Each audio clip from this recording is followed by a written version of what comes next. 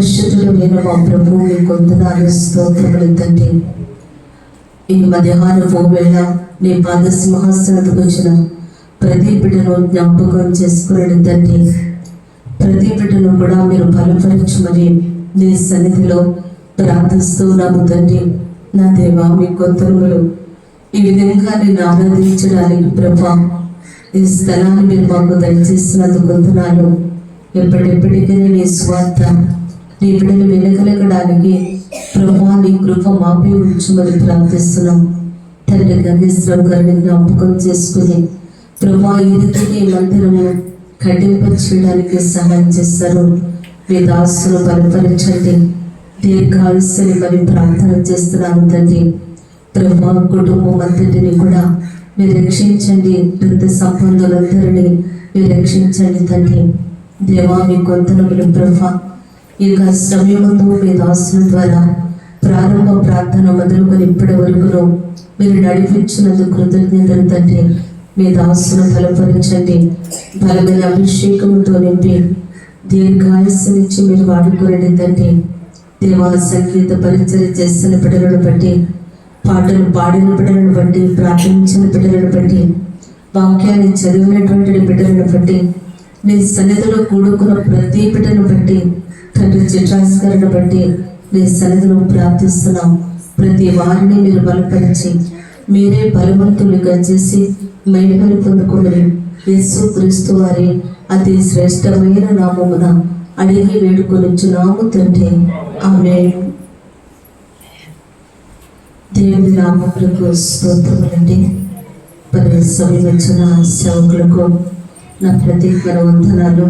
ఆ రీతిగానే మరి సేవకుల చిట్రాజు గారికి, ఆ తండ్రి నాగేశ్వరరావు గారికి, ఈ స్థలం ముందు కూడుకున్న మీ అందరికీ నా ప్రత్యేక వందనాలు. అందరికీ వందనాలండి. అందరూ బాగున్నారా? దేవుని మహాకృప చేత ప్రభు మరణను 17 దినాలు కాపాడి 18వ దినంలో ప్రవేశపెట్టి ఉన్నారు. ప్రభు మనకి ఇచ్చిన ఆరోగ్యమును బట్టి మనమందరము కూడా ఆయన సన్నిధిలో ఆయనకు కృతజ్ఞతాస్తుతులు చెల్లిద్దాం. దేవునికి స్తోత్రం. హల్లెలూయా, హల్లెలూయా. మంచిది పిల్లారా, మరి దేవుని యొక్క వాక్యాన్ని మనం వింటూ ఉన్నాం. మరి గత కాలం అంతా కూడా ప్రభు మనలను కాపాడి గత సంవత్సరం అంతా కూడా ఆయన మనలను భద్రపరిచి మరొక సంవత్సరాన్ని ప్రభువారు మనకి ఇచ్చినారు. చాలా మందికి ఈ ధన్యత, ఈ భాగ్యం లేదు, ఉందంటారా? చాలా మందికి లేదు. ప్రభు మనకి ఇచ్చిన గొప్ప ధన్యతను బట్టి మరొక్కసారి ఆయన కృతజ్ఞతలు చెప్తాం. దేవునికి స్తోత్రం. హల్లెలూయా, హల్లెలూయా. మంచిది.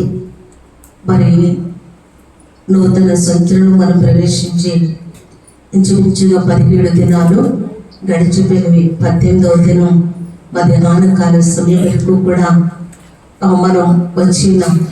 ఇలాగున దినం వెంబడి దినం ప్రభు మనలను కాపాడుతూ వస్తున్నటువంటి దానిని బట్టి ఆయనకు మనం ఏమిచ్చే రుణాన్ని తీర్చలేము.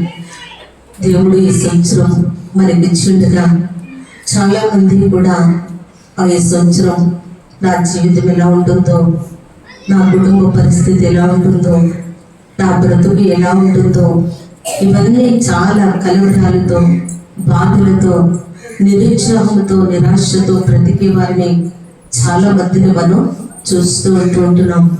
గత సంవత్సరం అంతా ఏ మేలు కూడా దేవుడు నా పట్ల చేయలేదు, దేవుడు ఏ విధంగా కూడా నన్ను ఆశీర్వదించలేదు అని నిరాశపడుతూ దినములను కొనసాగిస్తున్నటువంటి ప్రతి వారితో కూడా ప్రభు చెప్పే మాట, దేవుని యొక్క వాగ్దానములు చాలా అమూల్యమైనవి, చాలా విలువైనవని మనము జ్ఞాపకం చేసుకోవాలి. దేవుడు ప్రతి వారిలో కూడా మేలు చేస్తూనే ఉన్నారు కదండి. మేలు చేయలేదు దేవుడు అనుకున్న వారు ఎవరైనా ఉన్నారంటారా? ఉన్నారండి? ఎవరైనా నాకు దేవుడు ఈ మేలు చేశాడు అన్నవాడు ఉన్నారు? ఎవరైనా చేతులు ఎత్తగలరా? ఎవరు లేరు. ఎందుకంటే కనుక మనందరి ఎడలా కూడా ఆయన ఏం చేస్తున్నటువంటి దేవుడు అంటే మేలులు కలుగు చేస్తున్నటువంటి దేవుడు. ఒకవేళ ఆర్థికమైన ఇబ్బందులలో, అప్పులలో, కష్టాలలో, బాధలలో, ఇబ్బందికరమైన పరిస్థితులు గుండా గత సంవత్సరం గడిచి ఉండొచ్చు. అంత మాత్రాన దేవుడు నాకేమేలు చేయలేదని చెప్పడానికి మనం సరిపోం. ఎందుకంటే మనలను బ్రతికించి సజీవంగా నిలిపి ఆ భయంకరమైనటువంటి ఆ శిక్షను పొందకుండా మరొక్క సంవత్సరం మనకి దేవుడు ఇచ్చారు కదండి. తల్లి గంగేశ్వరరావు గారు ప్రార్థిస్తూ ఆయన చెప్పారు, ఆయన ప్రార్థన చేస్తూ పలికిన మాట ఏంటి అంటే, నీ రాకడ చాలా దగ్గరగా ఉంది, నేను త్వరగా రాబోతున్నామని వింటున్నాం. కానీ అందరూ కూడా రక్షించబడాలని, ప్రతి వారు కూడా మారాలని నీవు ఆలస్యం చేస్తున్నావు, కానీ మేము దాన్ని గ్రహించలేకపోతున్నామని వారి ప్రార్థనలో నీకు భావం మనం గుర్తించాలి కదండి. అంటే మనం నశించిపోకుండా బ్రతకగలగడానికి, నిత్య నరకంలోనికి వెళ్ళకుండా సజీవంగా ఉండగలగడానికి దేవుడు మన పట్ల మేలును చేస్తున్నాడు కదండి. ఒకవేళ రక్షించబడలేని వారు, మారు మనస్సు పొందలేని వారు చనిపోయి ఉంటే కనుక వారు నిత్య నరకంలోనికి వెళ్ళిపోతారు. ఆ నరక బాధను తప్పించడానికి దేవుడు అందరికీ కూడా ఆయుష్నిచ్చారు, ఆరోగ్యమునిచ్చారు. నూతన సంవత్సరంలో ప్రవేశించు వాక్యమును కూడా దయచేసి ఉన్నాడని మనము జ్ఞాపకం చేసుకోవాలి. దేవుడి యొక్క వాక్యమును మనం చూస్తుంటే ఒకసారి మనం చూద్దాం. ఒకవేళ దేవుడు నీ పట్ల ఏ మేలు కూడా చేయలేదు అని మనం అనుకోవచ్చు, ఏ మేలు కూడా నాకు చేయలేదనుకోవచ్చు. ఒకవేళ ఈ సంవత్సరంలో నీ పట్ల మేలుని చేయడానికి ఆయన ఇష్టపడుతున్నాడేమో. ఒకటి నీవు బాగా గమనించాలి, నీవు చనిపోతే నరకానికి వెళ్ళకూడదని దేవుడు నీకు ఆయుస్సును ఇచ్చాడు. నిన్ను రక్షించుట కొరకు తన అమూల్యమైన రక్తమును కార్చారు, తన విలువైన రక్తమును కార్చారు, తన ప్రాణమును పెట్టారు. తన రక్తమును కార్చి తన ప్రాణము పెట్టి ప్రతి వారిని కూడా రక్షించాలన్న ఉద్దేశంతో దేవుడు చేసిన ఆ త్యాగాన్ని జ్ఞాపకం చేసుకోవాలి. అది మన పట్ల చేసిన మేలని కూడా మనం గుర్తించాలి. దేవుడు ఖచ్చితంగా మేలులు కలుగ చేయగలిగిన దేవుడు. అందుకే ఒకసారి చూద్దాం. జకరియా గ్రంథం 8వ అధ్యాయం ఒకసారి 15వ వచనం. ఈ వాక్యాన్ని గత శుక్రవారం కూడా మనం విన్నాం. చదువు. యెరూషలేమునకును యూదా వారికి భయపడుకుడే. దేవునికి స్తోత్రం, హల్లెలూయా. ఈ కాలమున ఎవరెవరికంట? యెరూషలేమునకును యూదా వారికి మేలు కలుగా, మేలు చేయ ఉద్దేశించి ఉన్నాడు కనుక భయపడుకుడి. అందరి గట్టిగా స్తోత్రం చెప్తాం. దేవునికి స్తోత్రం, హల్లెలూయా, హల్లెలూయా. మనం చూస్తున్నట్లయితే కనుక దేవుని యొక్క వాక్యాన్ని జాగ్రత్తగా విందాం. పరిశుద్ధ గ్రంథములో వ్రాయబడినటువంటి ప్రతి మాట చాలా విలువైనది, అమూల్యమైనదని మనము జ్ఞాపకము చేసుకోవాలి. ఆయన మనకు తెలియజేసేటువంటి ప్రతి వాక్కు, ప్రతి వాగ్దానం చాలా అమూల్యమైనది. పరిశుద్ధ గ్రంథములో చాలా విలువైనటువంటి వాగ్దానములు వ్రాయబడి ఉన్నవి. ఆ ప్రతి వాగ్దానము కూడా మనము స్వతంత్రించుకుని ఆ వాగ్దానాలు నెరవేర్చగలగడానికి ఇష్టపడిన దేవాది దేవునికి మన విధేయత చూపించాలని దేవుని యొక్క లేఖనములు ఇక్కడ తెలియచేయబడుతున్న ఈ కాలమున, ఏ కాలమున? ఈ కాలమున ఏం చేయబోతున్నాడంట? ఏమండి? ఈ కాలమున అంటారా? ఈ కాలమున యెరూషలేమునకును యూదా వారికి కూడా మేలు చేయ ఉద్దేశించుచున్నాడు కనుక భయపడకుడి. దేవునికి స్తోత్రం, హల్లెలూయా. నిజముగానే యూదా ప్రజలు యెరూషలేము యొక్క నివాసులలో ఉన్న ఆ భయం చాలా ఎక్కువ. చాలా కలవరముతో ఉన్నారు, చాలా భయముతో ఉన్నారు. ఎందుకంటే గత జీవితాన్ని వారి జ్ఞాపకం చేసుకుంటున్నారు.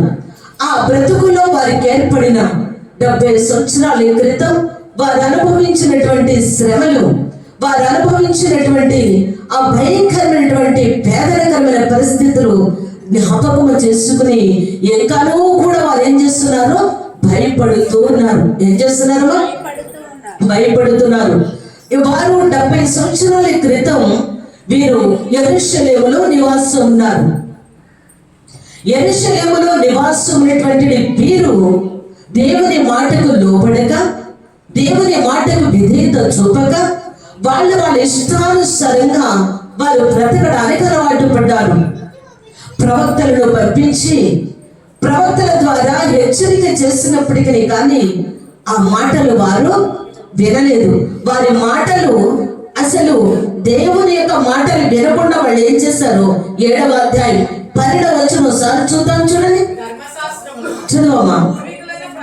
ప్రవక్తల ద్వారా సైన్యములకు అధిపతి యెహోవా ప్రేరణ చేత తెలియజేసిన మాటలను వినకుండునట్లు హృదయములను కొరుగింతము వలె కఠినపరుచుకునేది కనుక మహోగ్రత వారి మీదికి వచ్చెను. దేవునికి స్తోత్రం. 13 లైన్. నేను పిలిచినప్పుడు ఆలకింపబోయేది కనుక వారు పిలిచినప్పుడు నేను, చూడండి పిల్లారా ఎంత కఠినముగా ప్రభు మాట్లాడుతున్నారు చూడాలి. ప్రవక్తలను పంపించారంట. ఎవరినండి? ప్రవక్తలను పంపించారంట. ధర్మశాస్త్రమును పూర్వీకులైన ప్రవక్తల ద్వారా సైన్యములకు అధిపతి యెహోవా తన ఆత్మ ప్రేరణ చేత, దేని చేత? ఆత్మ ప్రేరణ చేత తెలియజేసిన మాటలను తాము వినకుండా వారి హృదయాలు ఎలా చేసుకున్నారంట? కురివిందము వలె. దేవునికి స్తోత్రం. దేని వలె? కురివిందము వలె. మీకు ఎవరికైనా తెలుసా? కురివిందపు పూసలు అని వారు కదండి. ఏ పూసలు అవి? కురివింద పూసలు కదండి. అవి ఎలా ఉంటాయి? చుట్టూరు నలుపు ఉండదు అంటారా? చుట్టూరు ఎరుపు ఉంటది, ఆ చివరిని నలుపు ఉండదు కదండి. అది ఎంత పుట్టినా ఏమవుతుందంట? పగ చెతకదంట. అది అంటే చాలా గట్టిగా ఉంటదంట. అంతటి గట్టిదనము కలిగిన ఒక కురివింద పూసలు గురించి దేవుడు మాట్లాడుతున్నాడు. ఎవరి మాట ఇది? ఎవరి మాట అండి? ఇక్కడ పై నుండి మీరు చూస్తే ఇది మరియు యెహోవా వాక్కు జకర్యాకు ప్రత్యక్షమై, దేవుని మాట ఇది. ఆ ప్రజలతో ప్రవక్తల ఆత్మ ప్రేరణ చేత, దేని చేత అంటే? ఆత్మ ప్రేరణ చేత. అంటే యిర్మీయా ప్రవక్తను మీరు చూస్తున్నారు. చాలా మంది ప్రవక్తలు ఉన్నారు. ప్రత్యేకంగా యిర్మీయా ప్రవక్త గారిని చూస్తుంటే ఆయన ప్రజలకు చాలా స్పష్టంగా దేవుడు ఏది చెప్పేవారో అది చెప్పేవారు. కానీ వారు విన్నారా? వారు వినలేదు. వారి హృదయాలు ఏం చేసుకున్నారంట? కఠినము చేసుకున్నారంట. వారు ఎంత కఠినము చేసుకున్నారంటే కురివింద పూస వలె కఠినం చేసుకున్నారంట. అంటే అంత కఠినముగా వారి యొక్క హృదయములను చేసుకున్నారు. అంత కఠినముగా చేసుకుని వారు దేవుని మాట తిరస్కరించారు కనుక, దేవుని యొక్క ఆత్మ ప్రేరేపణ నిర్లక్ష్యం చేస్తారు కనుక, ఏదైతే జరుగుతుందని దేవుడు తన ఆత్మ ద్వారా చెప్పారో అది ఖచ్చితంగా జరగడానికి దేవుడు అనుమతించాడు. ఆ విధంగా ప్రియులారా, విగ్రహాలను చేయొద్దు, విగ్రహాలకు మీరు పూజలు చేయొద్దు, మీరు బలులు ఇవ్వద్దు, మీరు మీ ఇష్టానుసారంగా బ్రతకొద్దు. మీరు మీ పాపములను వదులుకొని దేవుని యొక్క వాక్య ప్రకారంగా బ్రతకమని చెప్పిన మాటలు వినకుండా హృదయములను ఏం చేసుకున్నారంటే కఠినం చేసి, ఎంత కఠినమో మనం ఇప్పుడు విన్నాం. అంటే కొట్టినా దాన్ని దంచినా చితకనేటువంటి ఆ కురివింద పూసను గురించి దేవుడు మాట్లాడుతూ ఉన్నాడు. అలా నీ హృదయము కూడా ఎన్నో పర్యాయములు దేవుని యొక్క వాక్యము చేత దేవుడు నీతో మాట్లాడడానికి ఇష్టపడి, దేవుని యొక్క సేవకుల ద్వారా నీతో మాట్లాడుతూ ఉంటే, తన వాక్యము ద్వారా నీతో మాట్లాడుతూ ఉంటే అది నీ హృదయంలో నీకు చొచ్చుకొని పోకుండానట్లు, నీ హృదయం అనే భూమిపై, నీ హృదయం అనేటువంటి నేలపై ఆ విత్తనములు పడి మొలకెత్తకుండానట్లు దాన్ని కఠినము చేసుకుని దేవుని యొక్క మాటను ఎన్నోసార్లు నీవు తిరస్కరించినావు. ఈ రోజు ఈ విధంగా ఏమేమి దేవుడు నాకు చేశాడు అని నేను బాధపడుతున్నానే కానీ దేవునికి నేను చూపవలసిన విధేయత నేను చూపించాను. దేవుని యొక్క సన్నిధిలో నేను నడవవలసిన రీతిలో నేను నడవగలిగినాననే ప్రశ్న చాలా మంది వేసుకోలేకపోతున్నారు.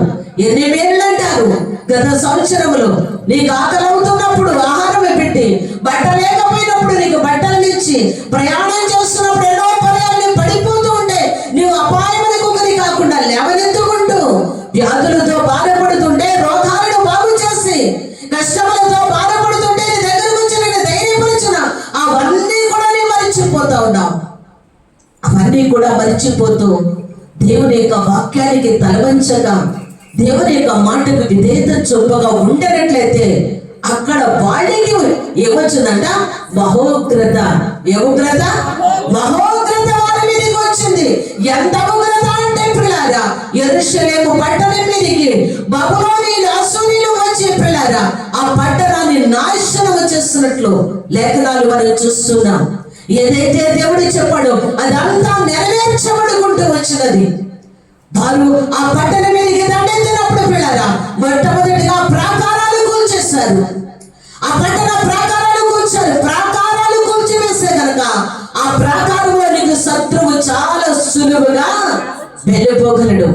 ఇక వాళ్ళు శత్రుభయముతో బ్రతుకుతున్నారు. ప్రాకారాలు కూలిపోగానే శత్రువులు ఈజీగా ఈ పట్టణంలోనికి రావచ్చు అనుకుంటున్నటువంటి దినాల్లోనే శత్రువులు పట్టణంలో ప్రవేశించి మందిరమును గోడలను కూల్చివేసి, గుమ్మములను కాల్చివేసి, ఆ పట్టణపు ప్రజలను చంపివేసి, ఆ పట్టణంలో ప్రజలని పిల్లలు చాలా మందిని బందీలుగా తీసుకుని వెళ్ళిపోయి పనికి రాని వారిని, బలహీనులను, నీచులవుతారు అనుకున్నటువంటి అంత హీనమైన స్థితిలో ఉన్న వారిని అక్కడ వదిలివేసి బాగున్న బలవంతులను, బాగున్న వారిని చాలా మందిని తీసుకుని వెళ్ళిపోయినట్లు పరిశుద్ధ గ్రంథంలో వ్రాయబడి ఉంది. ఆ విధంగా వారిని బబులోను దేశానికి తీసుకుని అంచెంచెలుగా 3 పర్యాయములు దండెత్తి యెరూషలేము మీదకి వారు వచ్చినారు. 3 పర్యాయములు కూడా కొందరిగా తీసుకుని వెళ్ళిపోవడం జరిగింది. ఆ దేశంలో కరువు, ఆ కరువు ఎంత అనేది గత దినాల్లో మీకు నేను చెప్పానండి. గత దినాలు మీ జ్ఞాపకం ఉందో లేదో, ఎంత భయంకరమైన క్షామం అంటే వాక్యాలు మీరు చూస్తున్నప్పుడు చదివించాము. ఇక చాలా చోట్ల మాటలు రాయబడి మనం విన్న మాటలని వదిలేయండి, వాటిని గట్టిగా పట్టుకోండి. దేవుడు మనకి ఎందుకు హెచ్చరిక చేస్తున్నాడు ఈ మాటలను, ఎందుకు ఉపదేశం చేస్తున్నాడు ఈ మాటలని నువ్వు జాగ్రత్తగా వాటిని పట్టుకుంటే ఆ మాటలు నెరవేర్పు కాలంలో నీవే విధంగా బ్రతకాలో ఆ మాటలు నీకు నేర్పిస్తాయి. ఆ విధంగా దేశంలో క్షామం వచ్చింది, నీళ్ళు కరువైపోయింది, ఆహారం కరువైపోయింది. అలాంటి పరిస్థితుల్లో పిల్లరా కొందరు ఇక్కడ బాధపడుతున్నారు. 70 సంవత్సరాలు బానిసలుగా వారు వెళ్ళిపోయారు. కొరేషుని దేవుడు ప్రేరేపించాడు. మళ్ళా తిరిగి యూదా వారందరినీ కూడా ఎక్కడికి వెళ్ళిపోమన్నాడు? యెరూషలేమునకు వెళ్ళండి, మందిరము కట్టండి. ఇక అక్కడికి వెళ్ళడానికి అనుమతినిచ్చారు. మందిరం ప్రారంభమైంది, కట్టబడుతుంది, ఇంకా అది కంప్లీట్ కాలేదు పిల్లారా. ఆ దేశానికి వచ్చిన తర్వాత మీరు ఇప్పుడు బబులోనులో ఉన్నారా, యెరూషలేములో ఉన్నారా? యెరూషలేములోనే ఉన్నారు. ఆ కాలం, ఆ శిక్షాకాలం ముగిసినది. ఈ యెరూషలేములకు వారు వచ్చినారు. ఆ ఈయనను 70 సంవత్సరాల కాలం క్రితం జరిగినటువంటి ఆ గుర్తులన్నీ వారికి జ్ఞాపకానికి వస్తున్నాయి. మరి శుక్రవారం మీతో నేను చెప్పాను, బయటికి వెళ్ళి వృద్ధులు చల్లపూట కానీ లేకపోతే గాలి కోసం కానీ వారు కూర్చోడానికి అవకాశాలు అంతకుముందు వారికి లేవు. పసిపిల్లలు వీధులలో ఆడుకోవడానికి లేవు, ఉందంటారా? లేదు. అలాంటి దినాలని, ఆ భయంకరమైన దినాలని జ్ఞాపకం చేసుకుని వారు ఏం చేస్తున్నారంటే భయపడుతూ ఉన్నారు. ఏం చేస్తున్నారమ్మా? భయపడుతూ ఉన్నారు. భయపడుతున్న ప్రజలతో దేవుడు ఏం చెప్పాడంటే, నేను సియోనులోనికి వస్తాను, సియోనులోనికి మీ దగ్గరకు నేను వస్తాను, మిమ్మల్ని నేను దర్శిస్తాను, మీ మధ్యలో నేను ఉంటాను, మీ మధ్య నేను నివాసం ఉంటాను. మీకంటూ ఏ విధమైనటువంటి శోధన, ఏ విధమైన కష్టం కలుగకుండా నేను మిమ్మల్ని ఏం చేస్తాను. ఇక్కడే ఆ చదవబడినటువంటి వాక్యములో మనము చూస్తుంటే కనుక అక్కడ చూడండి ఆ 14 13 చివరి 2 లైన్లు, మీరు అన్ని జనాల్లో ఎలాగో శాపాస్పదమై ఉంటారు అలాగే మీరు ఆశీర్వాదాస్పదమగునట్లు నేను మిమ్మల్ని రక్షించను, భయపడక ధైర్యము తెచ్చుకోండి. మిమ్మల్ని రక్షిస్తాను, నేను రక్షిస్తాను, మీ దగ్గర ఉంటాను, మీరు అడిగినదల్లా నేను ఇవ్వడానికి నేను సిద్ధంగా ఉన్నాను అని చెప్పి ఆ ప్రజలను దేవుడు ఏం చేస్తున్నాడండి, ధైర్యపరుస్తున్నాడు. గత చేదైన అనుభవాలని గుర్తు చేసుకోకండి. గత చేదైనటువంటి ఆ అనుభవాలని లేక కన్నీటి ఆ బాధాకరమైన పరిస్థితులను మీరు గుర్తు చేసుకోకండి. వాటన్నింటి నుండి కూడా నేను తొలగించి నేను మిమ్మల్ని దర్శించి మేలుకరమైనటువంటి ఆశీర్వాదకరమైనటువంటి దీవెనలతో నేను మిమ్మల్ని నింపెదను, నేను మిమ్మల్ని ఆ రీతిగా నడిపించదను. కనుక మీరేం చేద్దు, మీరు భయపడకండి అని ఇక్కడ చెబుతున్నట్లుగా లేఖనాలు తెలియజేయబడుతున్నాయి. ఆ మాటలు మాట్లాడుకుంటూ వచ్చి 15వ వచనంలో ఏం చెప్పాడండి ఆయన, ఈ కాలమున ఇదిగో ఇప్పుడు ప్రస్తుత కాలములో యెరూషలేములో మీరు నివాసం ఉంటున్న ఈ కాలమందు నేనేం చేస్తాను, మేలు చేయను దర్శించున్నాను. కనుక మీరేం కాకండి, భయపడకుడి. దేవునికి స్తోత్రం.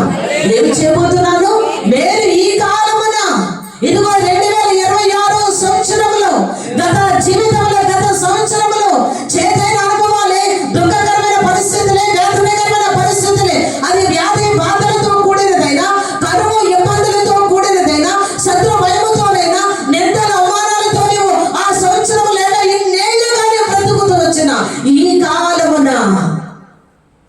కాలమున నేను మిమ్మలను మేలు చేయడానికి నేను ఆలోచిస్తున్నాను, నేను చేయడానికి నేను ఇష్టపడుతున్నాను. మిమ్మల్ని ఎలా వదిలేయను, మీకు కీడు చేసి మిమ్మల్ని హింసించను, కానీ నేను మీకు ఏం చేస్తాను, మేలు చేయాలని అంటే ఆలోచన చేస్తున్నాను. నేను మీకు ఖచ్చితంగా మేలునే కలుగు చేస్తానని వాక్యం చెబుతుంది. నిజంగా ఎందుకు పనికిరాని ఈ నా బ్రతుకు ఇంతేనా, నా జీవితం ఇంతేనా, ఇక నా జీవితంలో ఏ మేలు నేను చూడలేనా అని నిరాశపడుతున్నా నీతోనే ప్రభు మాట్లాడుతున్నారు. నీ కుటుంబంలో కూర్చో, లేకపోతే నీ బిడ్డలను కూర్చో, లేకపోతే నీ భర్తను కూర్చో, నీ పడుతున్నటువంటి ఆ వేదన చూస్తున్న దేవుడు నీతోనే మాట్లాడుతున్నాడు. ఈ దేవుని యొక్క వాక్యం ఎంత స్పష్టంగా చెబుతున్నాడు.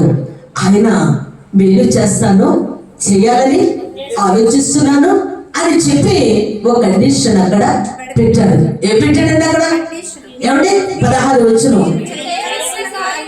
అది ఆయన ఏం చెప్తున్నాడు, నేను అనుకున్నాను మీ పట్ల మేలు చేయాలనుకున్నాను, చేస్తాను ఖచ్చితంగా. ఎందుకంటే వాగ్దానం చేస్తున్నవాడు ఎలాంటి వాడైనా, నమ్మదగిన దేవుడైనా, నేను అనాదిగా విడిచిపెట్టేవాడు కాదు.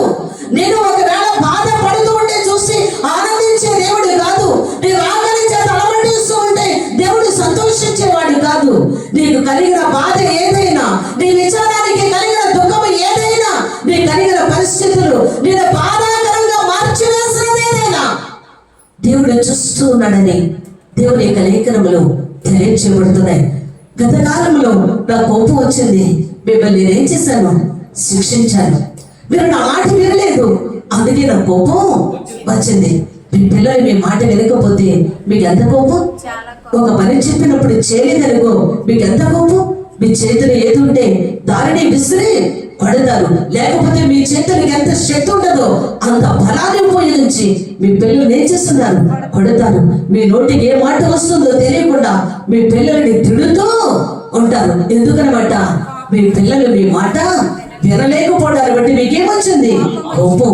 ఒక మనిషిగా ఉన్న నీకే నీ బిడ్డల మాట వినకపోతే ఎంత కోపం వస్తే, సృష్టించిన సృష్టికర్తను పదే పదే పదే పదే నీ విసిగిస్తుంటే, మాట వినకుండా పోతూ ఉంటే, మారు మనసు పొందుకున్నా మార్పు పొందకుండా ఉంటే, దేవుని బాధ కలిగిస్తుంటే దేవుని కోపం రాదా?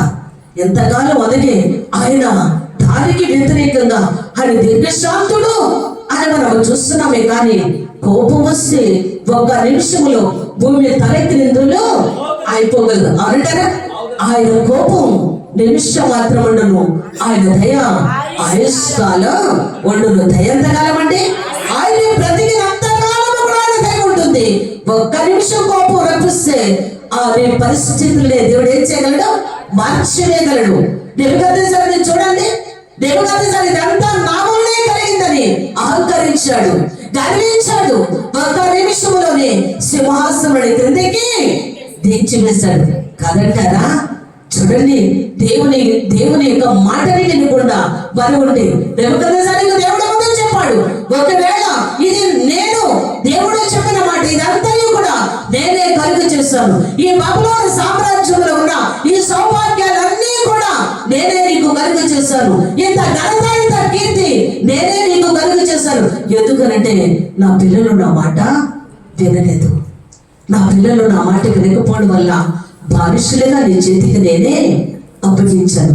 కానీ నా పిల్లల్ని మరలా నీ చేతుల నుండి విడిపిస్తాను. నా పిల్లల్ని దేవుని యొక్క ప్రేమ, దేవుని యొక్క దయ ఎంత గొప్పదో చూడాలి. నువ్వు ఎన్నిసార్లు విసిగించినా సరే, నువ్వు ఎన్నిసార్లు బాధ పెట్టినా సరే, మరలా నా తండ్రి అని పిలిస్తే చాలు దేవుడు ప్రేమతో కనికరమతో కదిలింపబడి నీ ఎందుకు వచ్చి నీవు అడిగినదల్లా ఇస్తున్నాడు. కానీ ఆ ప్రేమను నువ్వు జ్ఞాపకం చేసుకోలేకపోతున్నావు. నెబుకద్నెజరుతో చెప్పాడు, ఇదంతా నేనే నీకు ఇచ్చాను, ఒకవేళ నా వలన అంటే రాజు వలన కలిగిందని అనుకుంటే గనక నీకు ఈ గతి పడుతుందని ముందే చెప్పాడంటారా? చెప్పిన సంవత్సర కాలం అది నెరవేరలేదు, కానీ సంవత్సరానికి ఆ మాట నెరవేరింది. సంవత్సర కాలం అయింది. అతను అనుకున్నాడు, ఇది నా వలనే నేను దీన్ని కట్టాను అంటే ఆ వాక్యంలోనికి నేను వెళ్ళడం లేదు కనుక అది అతి క్లుప్తంగా కొన్ని విషయాలు మీతో చెప్తున్నాను. ఒక్క నిమిషంలో పరిస్థితులు దేవుడు ఏం చేయగలడు? మార్చగలడు. నేను బాగుగా ఉన్నాను, సుఖంగా ఉన్నాను, నెమ్మదిగా ఉన్నాను అనుకుంటూ ఒకవేళ దేవుని మాట వినకుండా వెళ్ళిపోతే దేవుడు వెనక్కి తిప్పి ఆ దేవుడు ఏ విధంగా నేను గద్దించి ఆయన వైపు మళ్లించాలో ప్రభుకు తెలుసు. అందుకే ఆయన బహోగ్రత భార్య మీద నేను కుమ్మరించాను అని చెప్పి ఆ ప్రకారంగా మీ మీద నేను కోపపడను. కానీ ఒకటి నేను కొన్ని షరతులు మీకు పెడుతున్నాను. ఏమంటున్నాడు? మీరు ఒక కార్యం చేయాలి. ఏం చేయాలి? మీరు ఒక కార్యం చేయాలి. మీరు ఒకవేళ మీకున్న ఆస్తిలో సగం దేవునికి ఇచ్చేమన్నా, లేకపోతే కనుక వీళ్ళు దేవునికి ఇచ్చేమన్నా అడిగేది ఏంటంట? నేను ఒక కార్యము ఏం చేయబోతున్నాడు? మీరు చేయవలసిన కార్యములు ఏమనగా ప్రతి వాడు తన పొరుగు వారితో సత్యమును బట్టి న్యాయమును బట్టి తీర్పు తీర్చవలెను. తన పొరుగు వారి మీద ఎవడును దుర్యోచన యోచింపకూడదు, అబద్ధ ప్రమాణము ఇష్టపడకూడదు. ఇవన్నీ నాకు ఇదే ఎవరి వాక్కు? ఒకసారి ఆలోచించాలి. మేలు కలుగు చేస్తానని చెప్పింది ఈయనే కదండి. మేలు కలుగు చేయని ఉద్దేశించున్నా అని చెప్పింది ఈ దేవుడే. మళ్ళీ ఏమంటున్నాడు అంటే అక్కడ మీరు చేయవలసిన నేను మీ పట్ల మేలు చేస్తాను, కానీ మీరు కూడా ఒక కార్యం చేయాలి. కొంతమంది కొన్నిసార్లు షరతులు పెడుతుంటారు కదా, పెట్టరా? మీరు కూడా కొన్నిసార్లు ఇది చేస్తే ఇది చేస్తావా, నేను ఇది చేస్తాను నువ్వు అది చేస్తావా అంటుంటాం కదా. దేవుడు అలాగే మాట్లాడుతున్నాడు మనతో కూడా. నేను మీకు మేలు కలుగు చేస్తాను, కానీ మీరు ఒక కార్యం చేయాలి. ఆ కార్యం ఏంటో ఇక్కడ స్పష్టంగా రాశాడు. ఏమంట? పొరుగు వారితో ఏమాట్లాడాలి? సత్యమే మాట్లాడాలి. అబద్ధం ఎప్పుడు కూడా మాట్లాడుకో. అబద్ధం అసలు మాట్లాడకూడదు. ఉన్నది ఉన్నట్లే మాట్లాడాలి. చిన్న అబద్ధము కోసం నిత్య నరకములో నేను వెళ్ళిపోవాల్సిన అవసరత లేదు. అవునా? ప్రకటన 21 చెప్తుంటాడు కదా. చాలా మంది జాబితా చెప్పి అబద్ధికులందరూ అగ్ని గంధకములతో అంటూ ఎక్కడికి వెళ్తారు? మరి ఇది చాలా చిన్నదే, కానీ ఆ చిన్నదైన పాపాన్ని వదులుకోక సత్యమును పలుకక ఎక్కడికి వెళ్ళడానికి ఇష్టపడుతున్నావు? అగ్నిగుండములోనికి వెళ్ళడానికి ఇష్టపడుతున్నాం. చిన్న విషయానికి ఇది చిన్నది అని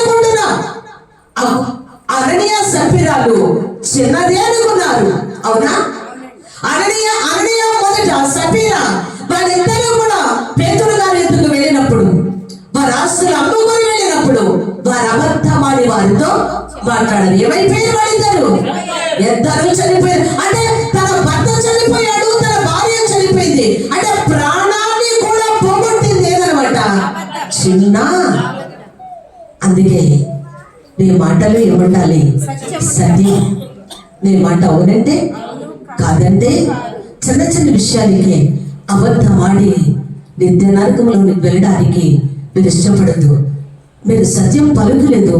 మీరు ఏ విధంగా ప్రవర్తించారు కనుక అవి శిక్షాకాలం ఎంత అయింది? 70 సంవత్సరాలు. ఎన్ని సంవత్సరాలు? 70 సంవత్సరాలు. ఒక చిన్న తప్పిదమ కోసం మరి నీకెంతకాలం శిక్షాకాలం? యుగ యుగాలు. ఎంతకాలం? యుగ యుగాలు.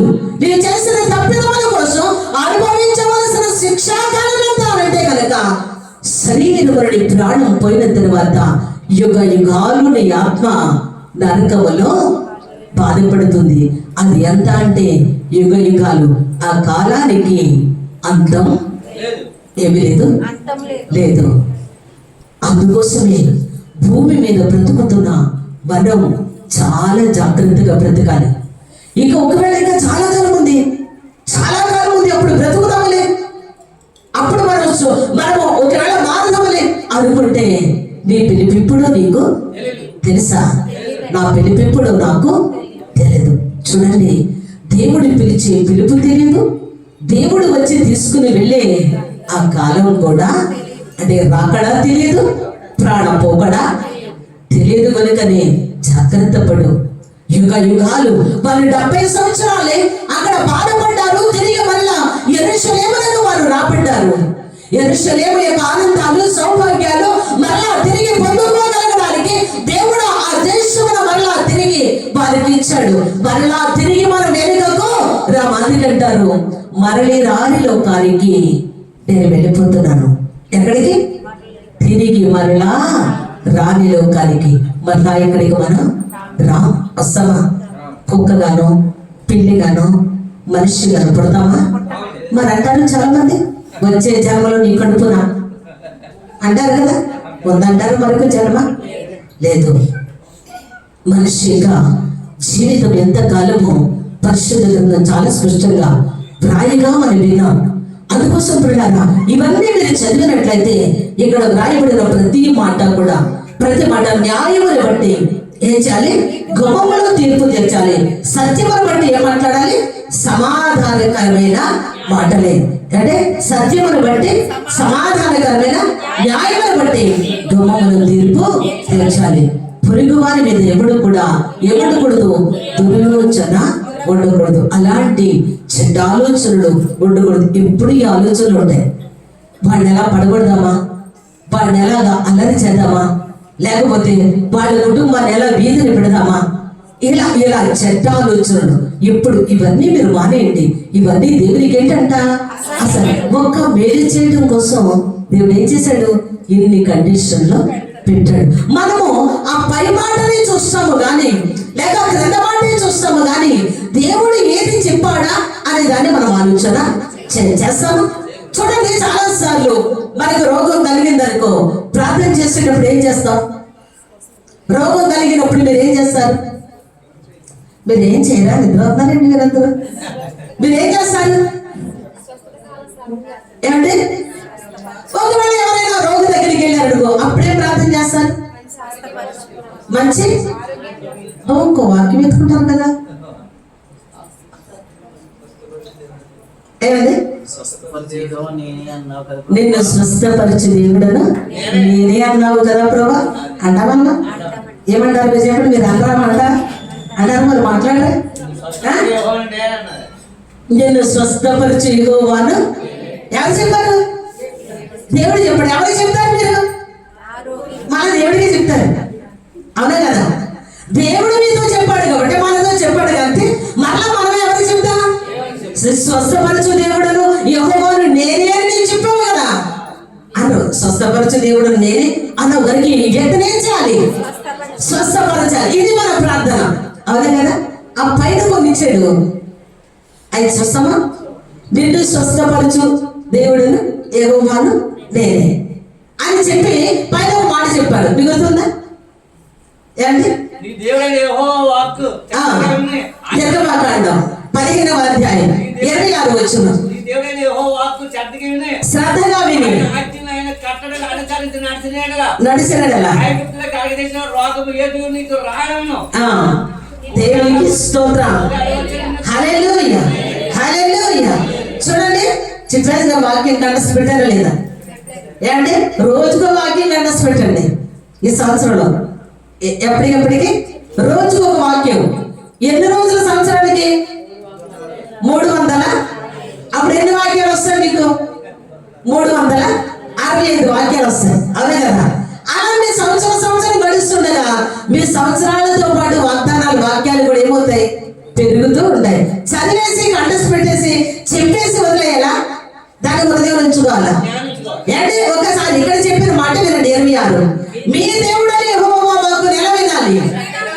2 న్యాయమైనది చేసి. 3 విధేయులై ఆయన కట్టడలన్నింటినీ అనుసరించి. ఎది చెప్పాడు ఇక్కడ? ఏమండి ఎది చెప్పాడమ్మా? లెక్కట్టుకుంటారు. ఇప్పుడు 1 2 3 4 చదివేటప్పుడే లెక్కటేసుకోవాలి. మీ దేవుడని యెహోవా వాక్కు ఎలా వినాలి? శ్రద్ధగా వినాలి. ఆయన దృష్టిగా ఏం చేయాలి? 3 విధేయులై అనుసరించి. 4 చేయాలి. 4 ఇవన్నీ చేసి ఏమొస్తుందంట? ఐగుప్తీయులకు కలిగిన రోగములలో ఏది మీకు? ఎన్ని రోగాలు పంపడాలి ఏది దేవుడు? 10 రోగాలు పంపడు. ఎంత భయంకరమైన రోగాలండి! ఇంత గడ్డలు వేస్తే ఆ గడ్డలు బాధలకి తట్టుకోలేకపోయేవారు. అవునే కదా? దద్దుర్లు వస్తే ఇక ఆ 10 తెగుళ్ళు నా పట్టణ మీదకి పంపిస్తే వారు తట్టుకోలేక ఎంత బాధపడ్డారు. ఇక చివరిగా వాళ్ళ జ్యేష్ఠ కుమారుడు చనిపోతే వీళ్ళను బంధించి ఉంచలేక ఇశ్రాయేలు ప్రజలందరినీ కూడా పంపివేశారు కదండి.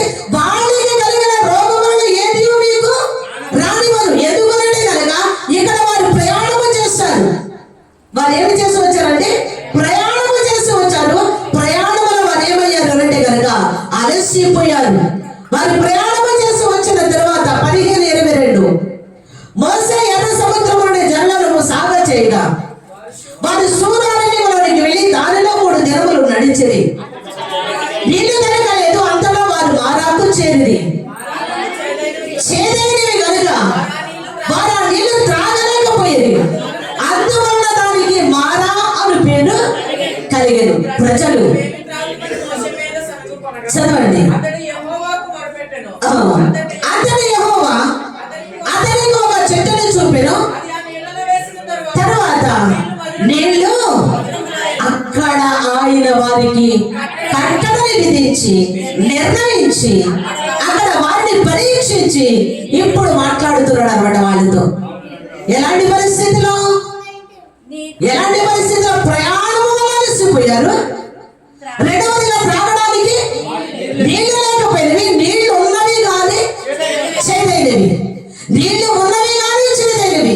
త్రాగడానికి ఎంత మాత్రము కూడా పనికి రాబోయి. అలాంటి పరిస్థితులలో వారు ప్రజలందరూ కూడా మోషే అడగగా మోషే వారికి ఇవ్వబోయేటువంటి దానికి వచ్చి దేవుడితో మాట్లాడినప్పుడు ప్రభు చెప్పిన మాట అక్కడ మనకి తెలియచేయబడుతుంది. ఆ విధంగా పిల్లరా వారు ప్రయాణము వల్ల అలసిపోయారు. దాము చేత తప్పికొని నీళ్లు త్రాగాలనుకున్నప్పుడు అది మారా నీళ్లు వారికి కలిగినవి. ఆ మారా నీళ్లను దేవుడు ఏమిగా మార్చాడు? మధురముగా మార్చాడు. దేవునికి స్తోత్రం. ఒక చెట్టు కొమ్మనివైనా నీళ్ళమైపోయింది మధురములాయను అని దేవుని యొక్క వాక్యం చెప్తుంది. నీ జీవితంలో కూడా, నీ బ్రతుకులో కూడా, నీ కుటుంబంలో కూడా ఇలాంటి చేదైన అనుభవాలు కూడా నీ ప్రయాణము చేస్తున్నప్పుడు క్రీస్తు అనేటువంటి దేవుడిని నీ హృదయంలోనికి చేర్చుకుంటే ఆ నీళ్ళలో కొమ్మని వేయగా నీళ్లు మధురమైనట్లుగా చేదైన నీ బ్రతుకులో, పాప సంబంధమైన బ్రతుకులో దేవుడిని చేర్చుకోగలిగితే కనుక నీ బ్రతుకు కూడా మధురముగా మార్చబడుతుంది. ప్రాచీనతో చేదు చెప్పింది కదా. ఎవరాడి? నయోమి. ఏం చెప్పిందండి? అమ్మో నన్ను నయోమి అనద్దు. మరి ఏమనాలి? మారానని. దేవుడు నాకేం కలుగ చేశాడు? అంటే ఒకసారి చూడండి న్యాయాధిపతుల గ్రంథం, రూతు గ్రంథంలో అక్కడ మనం చూస్తుంటే కనుక రూతు గ్రంథంలో చెప్పబడిన ఆ మాటను మీరు చూడండి. వాళ్ళందరూ కూడా వచ్చి ఆమెతో మాట్లాడుతూ ఉంటే ఆమె ఏమంటుందో 20 వచ్చిన మొదటి అధ్యాయం. ఏమంటుందో చూడండి. సర్వశక్తుడు నాకు చాలా దుఃఖము కలుగజేశాను కనుక నన్ను నయోమి అనక. ఎవరంటే దేవునికి స్తోత్రం. సర్వశక్తుడు ఏమి కలుగజేశాడు? ఎంత దుఃఖం అండి? చాలా దుఃఖము ఎవరు కలుగజేశారండి? దేవుడు కలుగజేశాడు. సర్వశక్తుడు, సృష్టికర్త, సర్వశక్తుడు దేవుడు నాకు దుర్గాన్ని కలుగజేశాడు. నా పేరు నయోమి, కానీ ఇప్పుడు నా పేరు నయోమి మారా అని పిలవండి. చూడండి పిల్లారా, నీవు కూడా చాలా సార్లు ఇలా అంటావు కదా, దేవుడు నాకు చాలా దుఃఖాన్ని కలుగజేశాడు. నా ప్రియమైన వారిని తీసుకున్నాడు, నా భర్తనే తీసుకున్నాడు, నా భార్యనే తీసుకున్నాడు, నా తండ్రినే తీసుకున్నాడు, నా తల్లినే తీసుకున్నాడు, నా బిడ్డలనే తీసుకున్నాడు, నాకు ప్రియమైన నా స్నేహితులనే తీసుకున్నాడు. దేవుడు నాకు తీయనని దుఃఖాన్ని కలుగజేసి అన్యాయాన్ని చేసాడు అంటాం కదా. మన జీవితంలో కూడా చాలాసార్లు మీ జీవితంలో ఎదురైన ఆ మారాలంటే అనుభవాలు, ఆ చేదైన అనుభవాలు ఎన్ని నీ బ్రతుకులు లేవు. ఎన్నోసార్లు నిందింపబడి అవమానపరచబడి నీకున్న వారే నేను వదిలేసి నేను అర్థం చేసుకోగా కృంగిపోయే స్థితిలోనికి నేను నడిపించిన వారే నేను బాధ పెట్టినప్పుడు, నీ పరిస్థితులే ఆ చేదైన అనుభవాలుగా మారిపోయినప్పుడు నీవు కూడా ఈ మాట అంటున్నావా? సర్వశక్తుడు నాకు ఏం కలిగి చేశాడు? చాలా దుఃఖం కలిగి చేశాడు. దేవుడు కలిగి చేశాడా? సర్వశక్తుడు కలిగి చేశాడా? నయోమి కలిగి చేసుకుందా? నయోమి యొక్క ఆ యొక్క ఏంటి అదే చెప్తారు సేవకులు ఇవ్వండి. స్వయంకృత అపరాధం అంటే తన చేతులతో తనే చేసుకుంది. ఏం చేసుకుందంటే అని మీరు అడగచ్చు.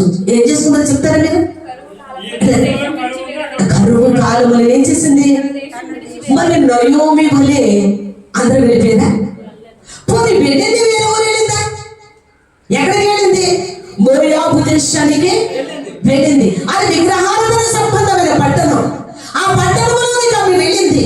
అక్కడికి వెళ్ళి అక్కడ తను ఏం చేసిందంటే స్థిరపడిపోయింది. కొంతమంది కొన్ని ఊర్లు వెళుతూ ఉంటారు. ఎందుకంటే కనుక కరువు కాలంలో పోషింపబడటానికి పనులు చేసుకుందామని వెళుతూ ఉంటారు. వెళ్ళిన వారు అక్కడే ఉండి తరమల్లో వచ్చేస్తారు. కానీ రాలేదు. 10 సంవత్సరాలు అక్కడే ఉండిపోయింది. వెళ్ళింది ఒకవేళ కరువు తీరుబాగా బయటకు వచ్చిన అంటే లేదు. తన 2 పిల్లలకి కూడా అక్కడే పెళ్లి చేసేసింది. తను చాలా సంతోషంగా, అంటే తను అనుకుంటుంది నేను చాలా సౌభాగ్యవంతురాలిగా వెళ్ళాను, ఇప్పుడు రిక్తురాలిగా నేను మరలా తిరిగి అనుకుంటుంది. తను అనుకుంటుంది ఎందుకు ఎలాగ నా బ్రతుకు ఎలా మారిపోయింది? ఈ దుఃఖానికి కారణం ఎవరు? ఈ బాధకు కారణం ఎవరు? నా భర్త నా పిల్లలు పోగొట్టుకోవడానికి కారణం ఎవరు అనే ఆలోచన ఆమెకు రాలేదు. కానీ దేవునిపై ఏమిస్తుంది? నిందనిస్తుంది. చాలాసార్లు నీవు కూడా దేవుడు చేయొద్దన్న పని చేస్తున్నావు కదా, దేవుడు వెళ్ళొద్దన్న చోటికి వెళుతున్నావు కదా, ఇది చేయకూడదని చెప్పి చేస్తున్నావు కదా. అప్పుడు నీకు మిగిలేది సంతోషమా దుఃఖమా? దుఃఖమే. నీకు శ్రమయే కారణం అవుతుందని దేవుని యొక్క లేఖనాలు మనకి తెలియచేయబడుతున్నాయి. చూడండి పిల్లరా, ఈ మోయాబు లాంటి లోకములోనికి పాపములోనికి ఎంతమంది వెళ్ళిపోతున్నారు. వెళ్ళి ఒకవేళ పడిపోయిన వారు మళ్ళా దేవుని వాక్యం స్పందించినప్పుడు తిరిగి లెగుస్తున్నారా అంటే లేవలేకపోతున్నారు. లేవలేకపోతున్నారు. దేవుడు పిలుస్తూ ఉంటే వెళ్ళిపోతున్నా ఆ ప్రయాణికుడు ఆ పాఠశాలలో ప్రభు మాట్లాడుతుంటే వెనుకకు తిరిగి వస్తున్నారా? రావడం లేదు.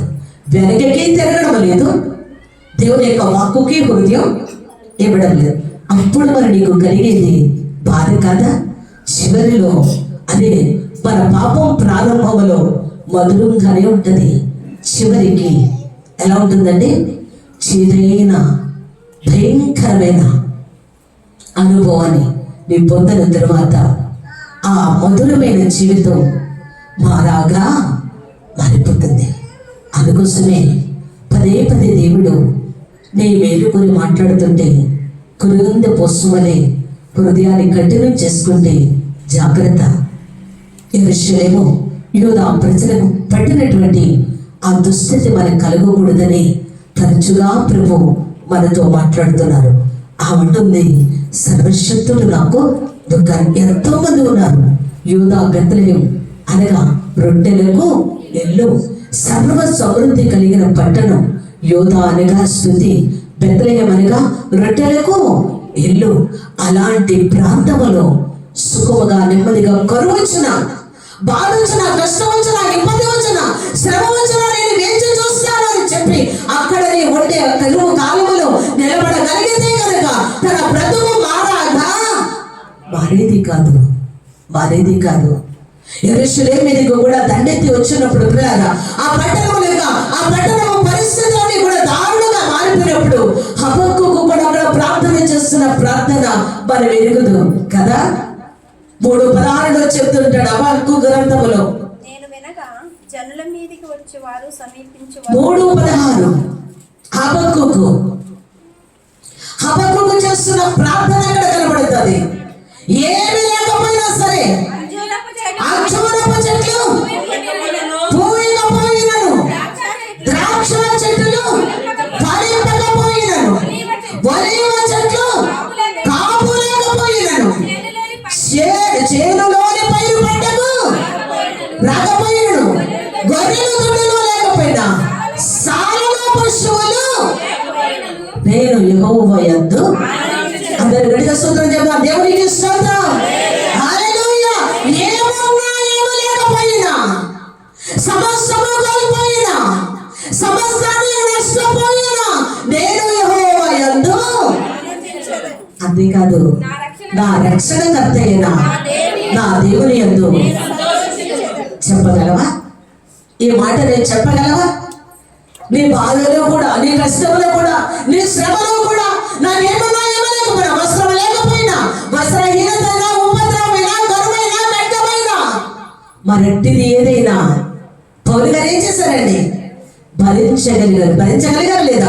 అలాంటిది ఏది నా మీదకి వచ్చినా కానీ నేను లెక్క చేయను. కానీ నా కోసం ప్రాణం పెట్టి, నా కోసం రక్తం కాచి మరణించి తిరిగి లేచిన వారి కోసమే నేను బ్రతుకుతాను, ఆయన కోసం బ్రతుకుతాను అని చెప్పగలిగాడండి పౌలు గారు. అలా ప్రార్థన చేయగలిగాడండి హబక్కూకు గారు. మరి నీవు కొంచెం నష్టమైతే చాలు, కొంచెం బాధిస్తే చాలు, ఆ పూటకి అన్నం లేకపోతే పండగ నీ పిల్లలకు బట్టలు కొనకపోతే, స్కూల్ ఓపెనింగ్ అయినప్పుడు మళ్ళా తిరిగి నీ పిల్లలకు బుక్స్ కోసము, బట్టల కోసము వాళ్ళకి కొనవలసిన వాటిని కొనగలగడానికి ఏమీ లేకపోతే, దేవుడు నా బ్రతుకులు ఎంత దారిద్రత కలిగి చేశాడు అని దేవుని మీదే కదా నీవు నిందిస్తావు. దేవుని మీద నింద వేసి నీవు తప్పించుకున్నట్టు కంటే ప్రభు యొక్క నీవు సరి చేయబడటం చాలా మంచిది. దేవుడు నయోమిని అలా వదిలేశాడా? నయోమి అలా మాట్లాడగలిగింది కానీ నయోమిని మాత్రం అలాగునా వదలలేదు. తనను నమ్ముకొని తన వెంటే వచ్చిన సమస్తాన్ని వదులుకొని, సమస్తం తన వారందరినీ కూడా వదులుకొని, తన దేవుడిని వదులుకొని, తల్లిదండ్రులను వదులుకొని, చల్ల భూమిని వదులుకొని అందరినీ వదిలికొచ్చిన రుదమ్మని దేవుడు చూశాడు. రుదమ్మని దేవుడు ఏం చేశాడంటే దీవించాడు. దేవునికి స్తోత్రం. హల్లెలూయా, హల్లెలూయా. మోయాబు లాంటి లోకములో నుండి నీవు కూడా బయటకు రాగలిగితే, నీ ఆరోగ్య విషయంలో కానీ, నీ విద్యా జీవితంలో కానీ, నీ ఉద్యోగ జీవితంలో కానీ, నీ కుటుంబ జీవితంలో కానీ నీవు ఆశీర్వాదాలు చూడగలుగుతావు. దేవుడు అంటే ఆశీర్వాదాలని దేవుడు నీకు సమృద్ధిగా ఇవ్వగలుగుతాడు. నువ్వు బయటికి రావాలి. నువ్వు బయటికి రాకుండా అక్కడే ఉండిపోతే నువ్వు ఏది కూడా విజయాన్ని చూడలేవు. దేవుని యొక్క వాక్యమే మనతో మాట్లాడుతుంది. చూడండి పిల్లరా, అక్కడ ఆయన ఆ ప్రజలతో చెప్పాడు, మీరు అక్కడ ఆ నీళ్లు త్రాగిస్తారు. ఆ త్రాగడానికి ఇబ్బందికరమైన ఆ మారా నీళ్ళను దేవుడు ఏం చేశాడు? మధురంగా. ఆ కొమ్మే క్రీస్తుని చెప్తూ ఉంటారు పండితులు. ఏ కొమ్మ? నీళ్లలో వేయబడిన కొమ్మ. ఆ కొమ్మే క్రీస్తుని చెప్తుంటారు. అనాది కాలంలో ఇస్సాకుకు ప్రతిగా వధింపబడిన ఆ పొట్టేని ప్రభువైన యేసుక్రీస్తు వారికి సూచనని చెప్తూ ఉంటారు. మరి నీ జీవితంలో ఆ నీళ్ళలో కొమ్మ పడినట్లు నీ హృదయంలో యేసు ఉంటే నీ జీవితం కూడా ఎలా మార్చబడుతుంది? మధురముగా మార్చబడుతుంది. నిరాశపడుతున్నావా? చేదైన అనుభవాలు గుండా ప్రయాణం చేస్తూ కృంగిపోతున్నావా? బాధపడుతున్నావా? దేవుడు నీతోనే మాట్లాడుతున్నాడు. ఆయన మేలు చేసే దేవుడు తప్ప కీడు చేసే దేవుడు కీడు కూడా కలుగ చేయగలడు. ఇప్పుడు అంటే దేవుని మాట నీవు వెనక నీళ్ళు గద్దించి బుద్ధి చెప్పి తన మరలా తిరిగి తన వైపుకు తిప్పుకోవడానికి ఈ సంవత్సరంలో నీవు నీ జీవితం మధురంగా మార్చబడి మారానుభవాలు దేవుడు కొట్టివేసి మధురమైన జీవితం ఇచ్చి నీ ఎడల మేలు చేయగలగడానికి దేవుని యొక్క హస్తాలకు నీవు అప్పగింపబడాలి. అన్ని 4 కండిషన్లు పెట్టాడు. వారు త్రాగి ఆ మధురంగా మార్చబడిన తర్వాత అక్కడ కొన్ని కట్టడల విధులను అక్కడ వారికి ఇచ్చి వారిని పరీక్షించి వారితో మాట్లాడుతున్నట్లు వాక్యం చెప్తుంది. కొన్నిసార్లు నిన్ను కూడా దేవుడు పరీక్షిస్తుంటాడు.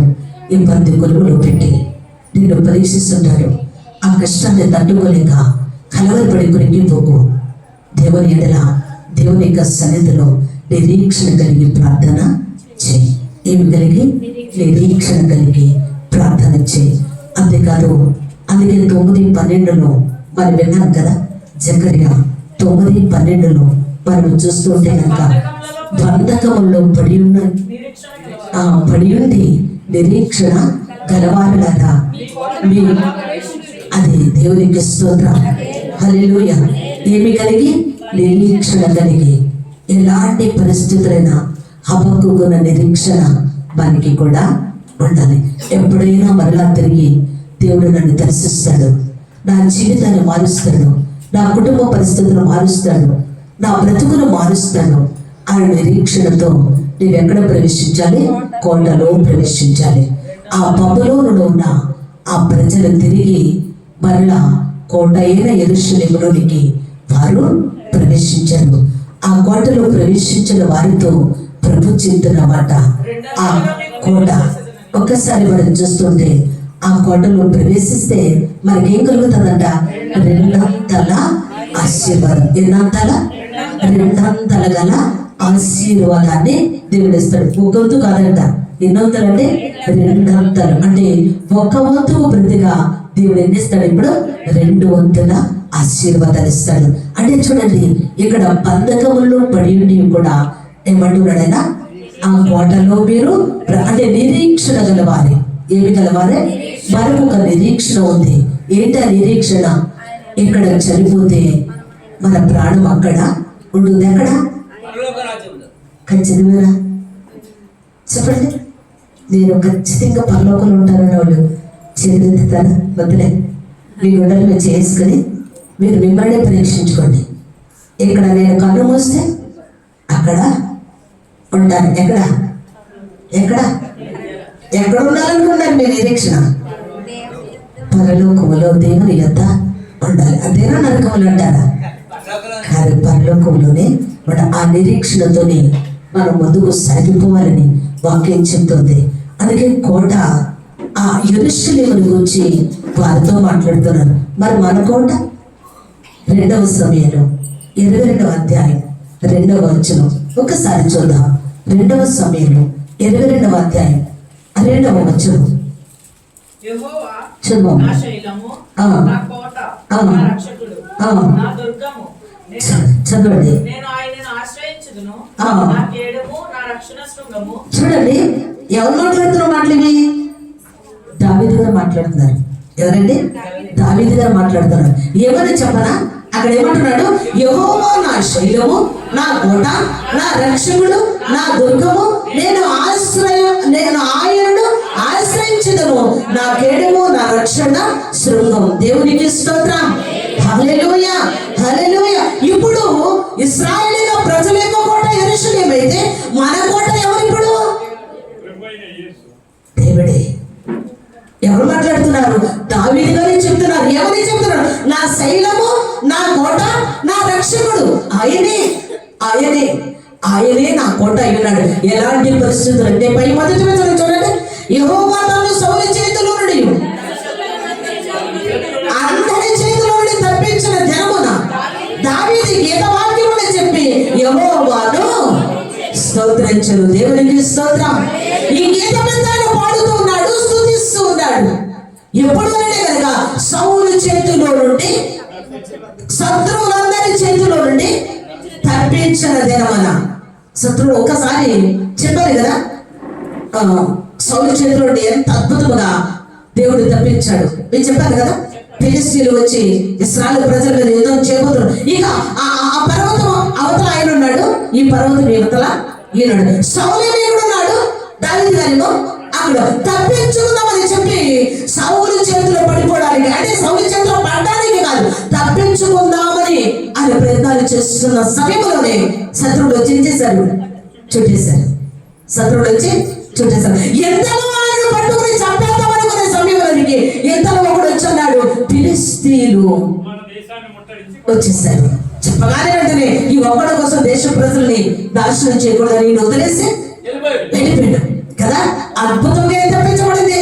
మరణము తప్పించబడింది. ఇక్కడ కూడా ఫిలిష్తీయుల మీద యుద్ధము చేసి చేసి చేసి అలసిపోయి ప్రయాణ అలసిపోయి కృంగిపోయి ఉన్న సమయంలో ఒక ఫిలిష్తీయుడు వచ్చి ఈయన చంపడానికి ఆలోచన చేశాడు.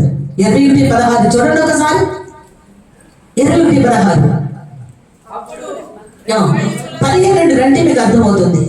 ఫిలిష్తీయులకు ఇశ్రాయేలుకు యుద్ధము మరలా జరగగా సేవకులతో కూడా దిగిపోయి ఫిలిష్తీయులతో యుద్ధము చేయనప్పుడు సంతతి వాడకు ఇష్మాయేలీయుల నోపు అను ఒకడు ఉండేది. అతడు ధరించిన ఖడ్గము క్రొత్తది, వాని ఈట 300 తులములు ఎత్తు ఎత్తడి గలది. దేవునికి స్తోత్రం. నేను దావీదును చంపేదనని ఎవరిని చంపుతాను? ఎంతమంది ఇప్పటికీ చాలా మంది. సౌలు అనుకున్నాడు, చెప్పాడా? సౌలు చచ్చిపోయాడు. అబ్షాలోము అనుకున్నాడు, చెప్పాడా? అబ్షాలోము చనిపోయాడు. 5 మంది చంపడానికి ఆలోచన చెప్పాడు, చెప్పాడా? 5 వేలే చనిపోయాడు కదా. 5 మీద వచ్చిన శత్రువులు అందరి మీద కూడా ఏమిస్తూ వచ్చాడు? విజయములు వాడి చేతిలో పడిపోకుండా. ఇప్పుడు యుద్ధము చేసి ఎవరి మీద అంట? ఇశ్రాయేలుకు ఫిలిష్తీయులకు కూడా యుద్ధము మరలా జరగగా దావీదు ఏం చేశాడంటే తన సేవకులతో కూడా దిగిపోయి ఫిలిష్తీయులతో యుద్ధం చేసినప్పుడు అతడు సొమ్మసిల్లిపోయాడు. ఏమైపోయాడు? సొమ్మసిల్లిపోయాడు. అది అదురుగా చూసిన ఫిలిష్తీయుడు ఎలాంటి ఖడ్గం అంటే అది క్రొత్త ఖడ్గం. ఎలాంటిదంటే క్రొత్త ఖడ్గం, 300 తులముల ఎత్తైన అది ఈటే ఆ ఖడ్గము తెచ్చి చంపేద్దాం అనుకున్నాడంట. మరి చంపేశాడా? చంపలేదు. ఆ కింద ఉన్నది చూడండి, అక్కడ సెరూయా కుమారుడైన అభిషై రాజును ఆదుకుని ఆ ఫిలిష్తీయుని కొట్టి చంపాడు. దేవునికి స్తోత్రం. హల్లెలూయా. ఎవరి కుమారుడు అంటే సెరూయా కుమారుడైన అభిషై. ఈ సెరూయా ఎవరు? దావీదు గారి యొక్క సోదరి. ఎవరండి? దావీదు గారి యొక్క సహోదరి. వాళ్ళ యొక్క కుమారుడు అభిషై. ఎప్పుడైతే వీడు అనుకున్నాడు, ఊరుకుంటాడా? మేనమామను చంపడానికి ముందుకు వస్తుంటే ఊరి పోగా తన రథము పొంగి వెళ్ళేదా, వెంటనే ఇతను వెళ్ళి ఎవరిని చంపేశాడు? ఫిలిష్తీయుని చంపి. ఎవరిని చంపాలని వచ్చాడు? దావీదు గారిని చంపాలని వచ్చాడు కొత్త ఖడ్గముతో. అంతకుముందు ఖడ్గముతో ఎవరిని చంపాడు లేదు. ఎవరిని చంపాలనుకున్నాడు? దావీదు గారిని చంపాలనుకున్నాడు. కానీ దేవుడు దావీదు గారి పక్షముగా ఉన్నందువల్ల దావీదు గారు అతని చేతిలో పడకుండా అలసిపోయాడు. ఒకవేళ నిజంగా వస్తే అలసిపోయే దాని మీదట విజయం చూడలేదు. అలసినప్పుడే కదండి శత్రువులు ఆయన మీదకి వచ్చారు. అబ్షాలోము సైన్యం ఎప్పుడు వచ్చింది? 5 వేల ఆలోచన ఎప్పుడు ఇచ్చాడు? ఈ నది దాటి వెళ్తారు, నడిచి నడిచి నడిచి నది దాటి వెళ్ళి నీ తండ్రి యొక్క సైన్యము, నీ తండ్రి అలసిపోయారు. ఇప్పుడే వీళ్ళు ఏం చేద్దాం? చంపేద్దాం కదండి. చూడండి, కానీ ఆలస్య సమయంలో కూడా దేవుడు నీకు బలమనిచ్చే దేవుడు. ఒకవేళ నీవు అలసిపోయి ఏమీ చేయక నిస్సహాయంగా పడి ఉండొచ్చేమో, కానీ నీ ప్రక్కన ఆయన బలమైన ఖడ్గమును పట్టి నీ పక్కన ఉండి నీతో యుద్ధం వచ్చే వారితో యుద్ధం చేసి నీకు దేవుడి విజయాన్ని ఇవ్వగలడు. సడనరా ఇలాంటి అనుభవాలు నీ బ్రతుకులో నీకు ఎదురైనప్పుడు కొరిగిపోకు. శత్రువే నేను చంపాలని, ఇక్కడ చూడండి, శత్రువే దావీదు గారిని చంపాలని వచ్చినప్పుడు వెంటనే సెరూయా కుమారుడు వెళ్ళి అభిషై అతన్ని చంపేశాడు. ఇవన్నీ మీరు చదివితే అక్కడ అలాంటి పరిస్థితులలో దావీదు గారు అది చేసిన ప్రార్థన నీ జీవితంలో కూడా గత సంవత్సరం అంతా కొంతమంది ఒకవేళ అపవాది చేతిలో పడకుండా ఉండిపోయి నీకున్న కష్టాలు, నీకున్న బాధలు, నీకున్న ఇబ్బందుల వల్ల ఆధ్యాత్మిక జీవితంలో అనేక సమస్యలు పోయి ఉంటే ఇదే అదును చూసిన అపవాది నీపై కూడా క్రొత్త వ్యూహం ఏర్పాటు చేసి నీతో యుద్ధం చేయడానికి నీ మీదికి రాబోతుంది. భయపడకు, నీ చుట్టూ ఉన్నవాడు బలవంతుడు. అందుకోసమే ఆధ్యాత్మిక జీవితంలో నువ్వెప్పుడూ కృంగిపోకు. ఒకవేళ నువ్వు కృంగినా నీ యొక్క ఆధ్యాత్మిక జీవితాన్ని దేవునికి అప్పగించు. వాడు క్రొత్త పన్నాగాలతో నీ దగ్గరికి వస్తాడు. నీవెలా పడతావో, నీవెలా లొంగిపోతావో, అపవాది చేతిలోనికి నీవెలా వెళ్ళిపోతావో, దేవుని చేతుల్లో ఎలా బయటికి వచ్చేస్తావో, వాడు క్రొత్త పన్నాగాలతో ఈ సంవత్సరం మీదికి రాబోతున్న విరోధి అపవాదితో, శత్రువైన సాతానుతో యుద్ధం చేయడానికి నువ్వు రెడీగా ఉండాలి. ఎలా ఉండాలి? అందుకే ఎఫెసీ సంఘానికి పౌలు గారు చెప్తారు కదా, యుద్ధ భూములకి వెళ్ళినప్పుడు యుద్ధాయుధాలు మనం ధరించుకోవడం 6:10 నుండి మీరు చదివితే ఎఫెసీయులకు రాసిన పత్రికలో అది మీకు కనబడుతుంది. సమస్యలు పోయావా? అలసిపోయావా? ఇక నా బ్రతుకు ఎంతైనా నీకు రిగిపోయావా? నిరాశపడుకో. నిరీక్షణ గలవాడివై, నిరీక్షణ గలదానివై ఆయన కోటలో ప్రవేశించు. ఆ కోటే నీ దేవుడై ఉన్నాడు. ఆయన నీకు భద్రతనిస్తాడు, నీకు కాపుదలనిస్తాడు. ఇప్పుడైతే అందుకే చెప్తాడు కదా, 97వ కీర్తన 2వ వచనంలో మనం చూస్తుంటే అక్కడ మనకి కనబడుతూ ఉంటది. కీర్తన గ్రంథం 90 ఆయనే నా ఆశ్రయము, నా కోట, నేను నమ్ముకోను నా దేవుడని. దేవునికి స్తోత్రం. ఎవరి గురించి చెప్తున్నాడండి? ఈయన యెహోవాని గురించి చక్కని సాక్ష్యం ఇస్తున్నాడండి. సాక్ష్యం చెప్తున్నాడు, ఆయనే నా కోట, ఆయనే నేను నమ్ముకును నా దేవుడని. యెహోవాతో నేను చెప్తాను అని చెప్తున్నాడు. ఎందుకు కూడా పైన చెప్తున్నట్టు, మహోన్నతుల చోటను నివసించువాడే, సర్వశక్తి నీడను విశ్రమించువాడు. దేవునికి స్తోత్రం. హల్లెలూయా. ఆయన చేతుల్లో నీకు వెళ్ళిపోతా.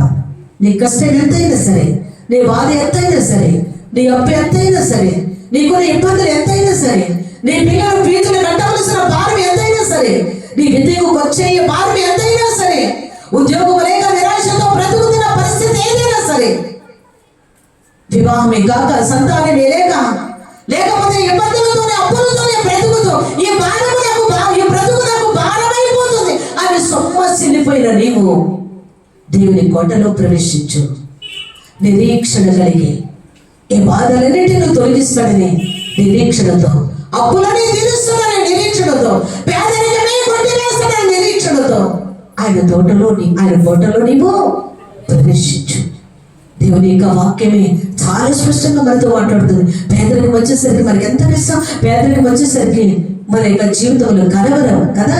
పండుగ వస్తే చాలు, స్కూలు ఓపెనింగ్ అయితే చాలు, లేకపోతే హాస్పిటల్ చేర్చబడితే చాలు, ఏదైనా రోగం వస్తే చాలు, ఇదే కలవరం. లేదు, మొక్కాన్ని వేసి ప్రార్థించు. ప్రభు తప్పగా నీకు సహాయాన్ని చేయగలడు. పోగొట్టుకున్నది తిరిగి మరలా ఎవరు ఇస్తాడంటారా? యోబు పోగొట్టుకున్నాడు, దేవుడు ఇచ్చడే లేదా? రెండంతలు ఏదంతలండి? రెండంతలు నిలబడ్డాడు కనుకనే రెండంతల ఆశీర్వాదాన్ని. శ్రమలు వచ్చాయి, బాధలు వచ్చాయి, కష్టాలు వచ్చాయి, ఇబ్బందులు వచ్చాయి. శరీరమే పాడైపోయింది, ఆ పొల్లుతో గోకుంటూ చీమ కారుతూ ఉన్నది. అందరూ వదిలేస్తారు. అయినా నువ్వు దేవుని అయినా వదిలిపెట్టలేదు. నీకు ఎన్ని కష్టాలు వచ్చినా ప్రభుని వదలకు, గట్టిగా పట్టుకో, ఆయన కోటలో ప్రవేశించు. అందుకే దేవుని యొక్క వాక్యం సామెతల గ్రంథం 15వ అధ్యాయం అనుకుంటున్నాను. ఒక్కసారి మనకి కలిగినటువంటి ఆ పరిస్థితులను బట్టంట 15వ ఒక్కసారి చూద్దాం.